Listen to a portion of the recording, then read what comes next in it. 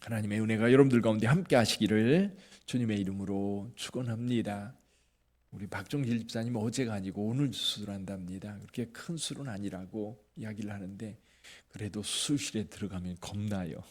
여러분들 많이 기도해 주시고 온전히 회복될 수 있도록 여러분 기도해 주시기를 바랍니다. 자, 오늘 본문의 말씀은요, 지금 예루살렘 성전에 들어가셔서 말씀을 하고 있는 내용입니다. 11장 27절에 보면 그들이 다시 예루살렘에 들어가니라 예수께서 성전에서 거니실 때에 사람들이 몰려와서 이런저런 이야기들을 했었지요. 근데 그렇게 몰려와서 이야기할 때 가장 먼저는 대제사장과 서기관들이 무슨 권위로 이런 일을 하느냐, 무슨 권위, 성전 뒤집어 엎은 사건을 이야기하는 겁니다. 성전 뒤집어 엎은 사건에 대해서 무슨 권위로 성전에서 이런 일을 했느냐. 왜냐하면 성전 관리 책임이라든지 관리 권한은 대제사장들에게 있거든요. 허락도 안 받고 그런 일을 했다는 겁니다. 무슨 권위로 했느냐, 그렇게 따집니다.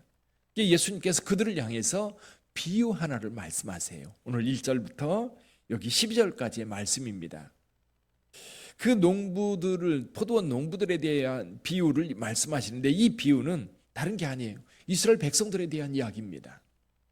하나님께서 이 선지자들을 계속 보냈지요. 근데 선지자들이 와서 하나님의 말씀을 전할 때 사람들은 그 선지자를 때리기도 하고 죽이기도 하고 그렇게 거부를 했던 겁니다. 마지막 때 지금 하나님의 아들이 왔어요. 아들이 왔는데 이 아들이 오니까 오히려 그를 죽이고 이 포도원을 차지하자라고 이야기를 하고 있다는 겁니다. 근데 이 비유를 이야기하니까요, 이 대제사장들과 서기관과 바리새인들이 자기들을 향한 비유인 것을 알았어요. 그래서 예수를 잡으려고 합니다. 12절 한번 읽어볼까요? 12절 같이 읽어봅니다.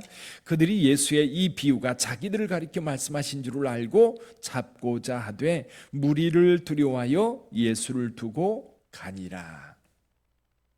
그들이 가서 그냥 있었던 게 아닙니다. 가가지고 작전을 짠 거예요. 가가지고 어떻게 하면 예수를 자기가 하는 말로, 예수께서 하신 말씀으로 올무가 되게 할까. 그래서 이제 주변 사람들이 어떻게 해서가 아니라 스스로 그물에 걸리도록 해야 될 텐데 어떻게 하면 좋을까 고민을 하다가 한 가지 꾀를 냈어요. 그래서 여기 13절 이하에 보면 바리새인들과 헤롯 당원들이 함께 옵니다. 여러분, 이 두 부류의 사람들은요, 원수예요, 원수. 늘 싸우고요, 서로 상종하지 않습니다.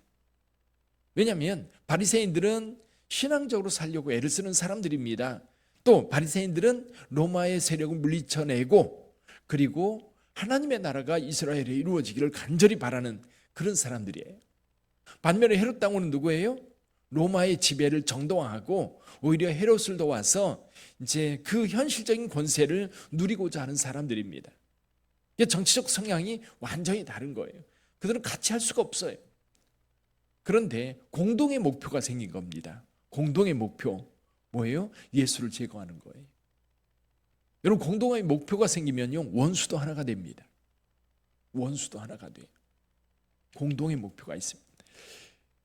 자, 이 공동의 목표는 뭐예요? 예수를 제거하는 거예요. 그래서 이 두 부류의 사람들이 합의가 됩니다. 그래, 가자. 가서 예수를 올무에 걸자. 그럼 뭘 가지고 갈 거냐? 세금 문제를 거론하자. 자, 지금 현실적으로 세금을 거두어서 이 세금이 어디로 가요? 로마로 가는 거예요. 로마에 세금을 바치는 겁니다.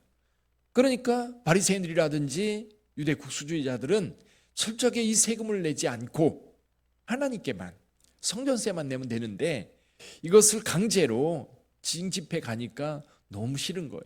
예를 들면 이런 거예요. 일제시대 때 우리나라 사람들 일본이 공출해 간다고 그러지요. 쌀 다 실어 가고요. 이 대동아 전쟁 때는 집에 있는 놋그릇까지도 남기지 않고 싹 쓸어 갔잖아요. 그런 거예요.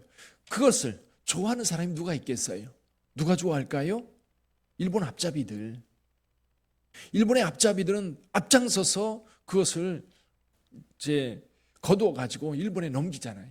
그러면 빼앗기기 싫어하는 사람과 빼앗으려고 하는 사람 어때요? 사이가 좋을 수 있나요? 지금 바리새인들과 헤롯 당원들은 그런 상황이에요. 그래서 이 두 무리의 사람들이 예수께 와서 처음에는 예수님을 칭찬을 합니다. 어떻게 칭찬을 해요? 선생님이여, 우리가 아노니 당신은 참되시고 아무도 꺼리는 이 없으시니 이는 사람을 외모로 보지 않고 오직 진리로서 하나님의 도를 가르치기 때문입니다.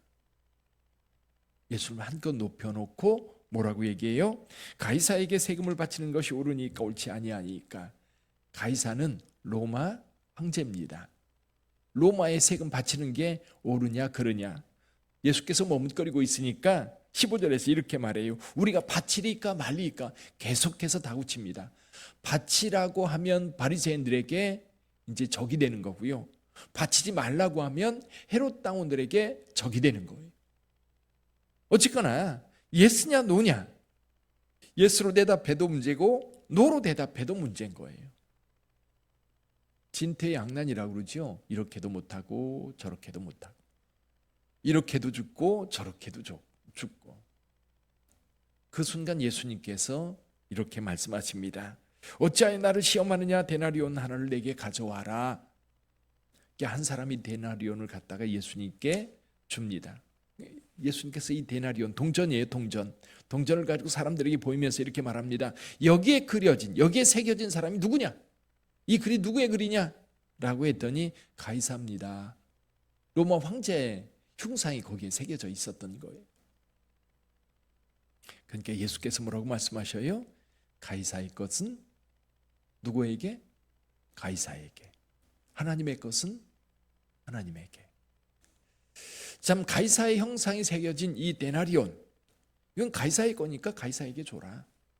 그러나 하나님의 것은 하나님께 바쳐라. 이 말씀을 하니까 사람들이 깜짝 놀래가지고 다 돌아갔다, 놀랍게 여겼다, 이렇게 말씀하고 있어요. 그리고 나서도 뒤에 부활 논쟁과 큰 계명에 대한 이야기, 그리고 예수님께서 다윗의 자손이냐 라고 하는 그 문제에 대해서 이야기를 계속 나누어 가십니다. 근데 오늘 여기 제가 지금 말씀드렸던 가이사의 것은 가이사에게, 하나님의 것은 하나님에게. 근데 지금 예수님께서 하나님의 것은 하나님께 말씀할 때 하나님의 형상이 새겨진 게 있나요? 없어요. 그러면 하나님의 형상, 사실 이스라엘 사람들은 세켈이라고 하는 돈을 사용했어요. 세켈. 이때 당시에도 세겔이라고 하는 이름으로 사용했는데 이거는 성전에 드리는 돈이에요. 일반적으로 통용되는 돈이 아니에요. 그래서 이 성전에 가면 돈 바꾸는 자들이 있습니다. 하나님 앞에는 데나리온, 이 가이사의 형상이 새겨진 이 데나리온으로 하나님의 성전에 바칠 수 없어요.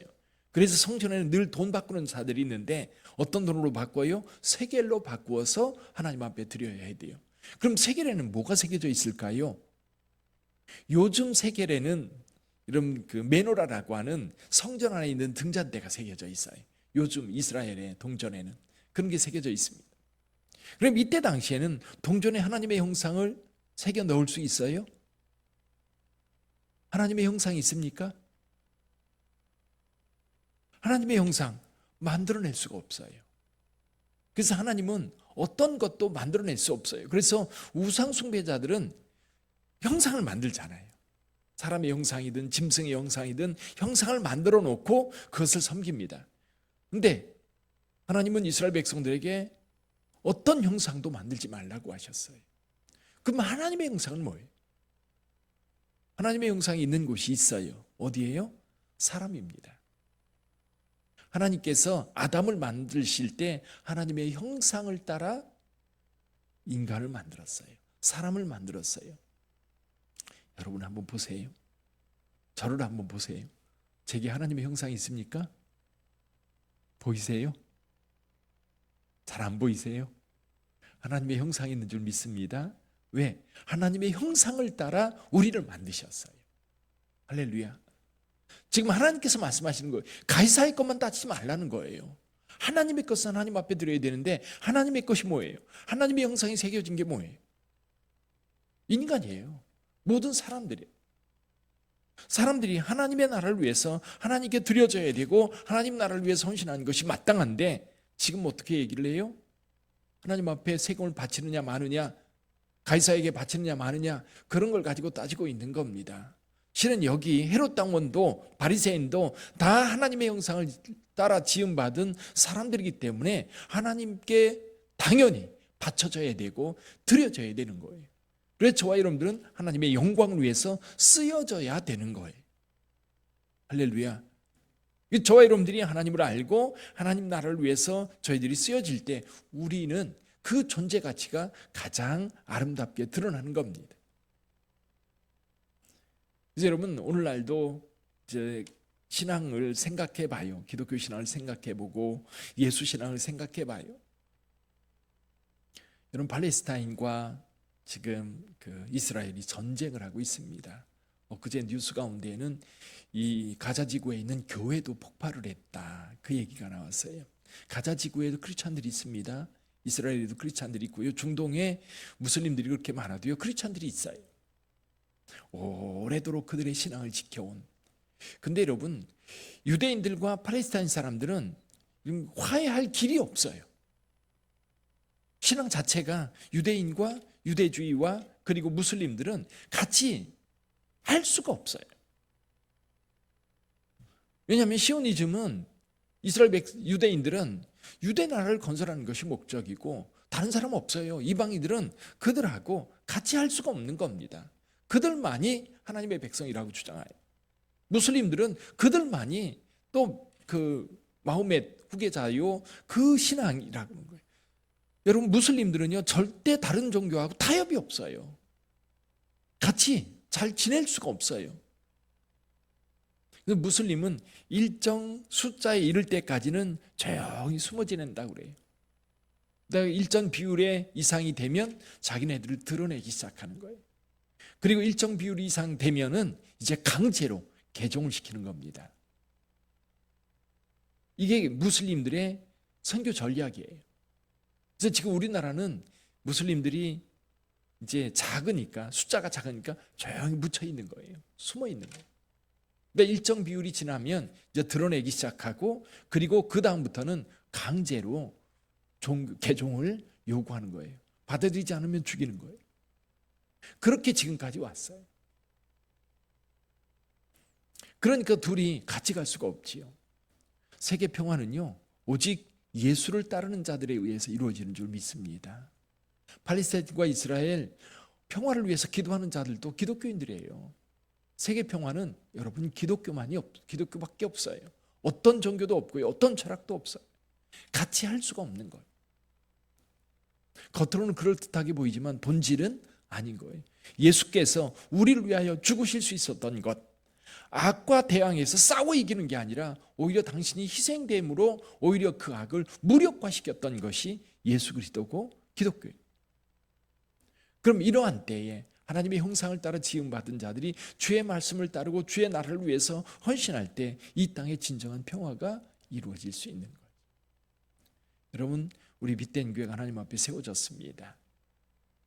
우리가 작게나마 이 땅에서 어떤 영향을 줄 수 있어요? 하나님의 나라에 대한 꿈을 우리가 기도하면서 우리의 삶 속에 작게라도 크리스찬으로서 예수 그리스도를 따르는 자로서 주님의 말씀을 따라 실천할 때 우리 주변이 평화롭게 되는 거예요. 우리 주변이 하나님의 나라가 되는 거예요. 여러분의 가정이 하나님의 나라가 되고 여러분이 일하는 일터가 하나님의 나라가 되는 거예요. 하나님의 형상을 따라 지음받은 자들이 하나님께 드려질 때 가능한 거예요. 내 욕심 따라가면 결코 하나님의 나라는 이루어지지 않아요. 그래서 교회를 통해서 우리 성도들 통해서 예수 잘 믿으면요 복 받는 이유가 그겁니다. 가정이 행복해지는 이유가 그겁니다. 여러분이 일하는 일터가 신나는 일터가 되는 이유가 그거예요. 진짜 예수를 잘 따르고 예수 믿는 사람들이 있는 곳에는 여러분 정말 즐거워요. 정말 행복해요. 우간다에 다녀왔지 않습니까? 우간다에 안미 선교센터가 세우니까 그 동네 사람들은 신나는 거예요. 그 동네 사람들은 너무 행복한 거예요. 우리가 우물파 줬자 오르페 교회 옆에 우물파 줬지 않습니까? 그러면 그 동네 사람들은 너무 신나는 거예요. 물길로 멀리까지 안 가도 되는 거예요. 그렇습니다. 저와 여러분들을 통해서 이 땅에 하나님의 나라가 이루어지도록 함께 주의 형상을 입은 저와 여러분들이 헌신해야 될 줄 믿습니다. 그리고 오늘 기도하세요. 하나님, 하나님의 형상을 따라 지음받은 우리가 하나님 나라를 위해 헌신하게 도와주옵소서.